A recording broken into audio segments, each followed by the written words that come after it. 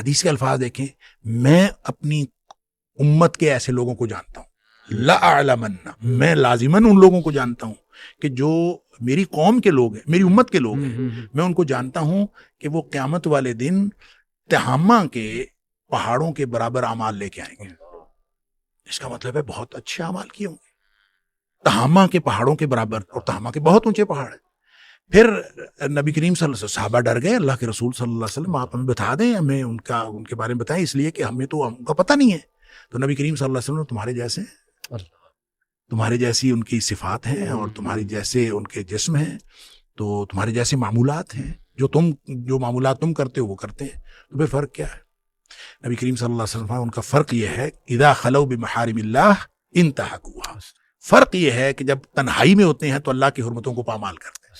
اب تنہائی میں حرمتوں کو پامال کرنا، میں یہ عرض کرتا ہوں کہ صحابہ کرام کے دور میں ایک آدمی، اس نے کنڈی لگا لی اپنی اندر سے، کمرے میں بیٹھا ہوا ہے، تنہا بیٹھا ہوا ہے، تو وہ صحابہ کرام کے دور میں وہ تنہائی میں کیا حرمت پامال کرے گا؟ صحیح. یہ حرمت پامال کرنے کا دور تو اب ہے کہ ہر شخص کے ہاتھ میں موبائل ہے اور وہ جہاں مرضی بیٹھا ہے وہ تنہائی کے اندر حرمتیں پامال کرے گا. لہٰذا اس کو اپنا دین برباد کرنے والی بات ہے، اپنا سب کچھ، سارے اعمال برباد کرنے والی بات ہے. دیکھیں نبی کریم صلی اللہ علیہ وسلم نے اس حدیث کے اندر جس میں آپ نے فرمایا کوئی رشتہ آ جائے، بچے، بیٹی کا، خاص طور پہ بیٹی کا رشتہ آ جائے، بیٹی بہن کا رشتہ، اور وہ رشتہ آیا ہے، اور رشتہ کیسا ہے کہ نہ آپ نے فرمایا کہ وہ بہت مالدار ہو، آپ نے کیا دیکھنا ہے؟ صرف دو چیزیں دیکھنی ہیں، من ترضون دینہ و خلقہ، اس کا دین اور اخلاق آپ نے دیکھا کہ وہ اچھا ہے، دین اور اخلاق، بس دو چیزیں آپ نے دیکھی. آپ فزوجوہ، اس سے نکاح کر دو اپنی بہن بیٹی. اچھا آگے فرمایا الا تفعلوہ، اگر تم نہیں کرو گے نا، تکن فتنۃ فی الارض و فساد عریض، زمین میں فتنہ پھیل جائے گا اور بہت بڑا بگاڑ پیدا ہوگا. تو علی بھائی یہ بگاڑ جو ہے یہ بے سبب نہیں ہے.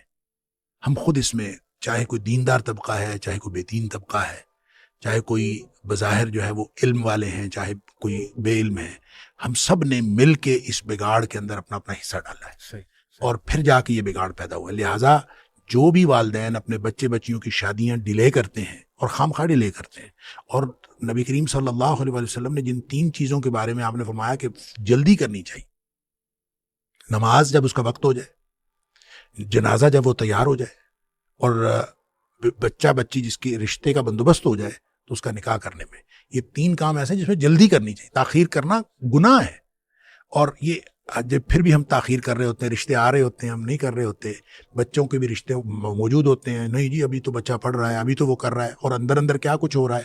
یہ ہے معاشرہ جس میں آپ کسی کے اوپر کوئی اعتماد کر سکیں؟ اور میں نے ایسے لوگ بھی دیکھے ہیں جو یقین کریں جب ان سے ابتداءً بات ہوئی تھی تو یعنی ہم اس معاشرے میں پریکٹیکلی بات کر رہا ہوں کہ وہ کہتے تھے کہ میں نے اپنے بچے کی شادی بس 20 سال کی عمر میں کر دینی، 18 سال کی عمر میں کر دینی، بچے کو بڑا نہیں ہونا. اور میں دیکھتا ہوں کہ ان کے بچے جو ہیں وہ ایم فل اور پی ایچ ڈی تک پہنچے ہوئے ہیں اور شادی کوئی نہیں ہو رہی. کیوں نہیں ہو رہی؟ رشتے کا تنازع ہے، بیٹا کہیں اور کرنا چاہتا ہے، باپ کہیں اور کرنا چاہتا ہے، صرف اس لیے نہیں ہو رہی، ضد لگائی ہوئی ہے. وہ کہتا ہے میں نے وہاں کرنا ہے، وہ کہتا ہے میں نے وہاں کرنا. وہی حد ہو گئی. بچے کو جہاں پسند ہے آپ اس وہاں شادی کرتے ہیں. اگر کوئی نہیں ایسا مسئلہ، وہاں پہ کوئی غیر شرعی بات نہیں ہے تو شادی کر دیں. اکثر ماں باپ کے ہاں یہی پرابلم، ذات پات بھی بہت. لہٰذا ماں باپ جو ہیں وہ اپنی ذمہ داری کو سمجھیں، اور اگر ان کی وجہ سے بچہ بچی گناہ میں مبتلا ہو گئے ہیں تو یہ گناہ ماں باپ کے اوپر ہے. لہٰذا وہ اپنے آپ کو بھی اس عذاب سے بچائیں اور بچے بچی کو بھی عذاب سے بچائیں، اور ان کی ٹائملی شادیاں کریں. اس سے بڑی اور کوئی بات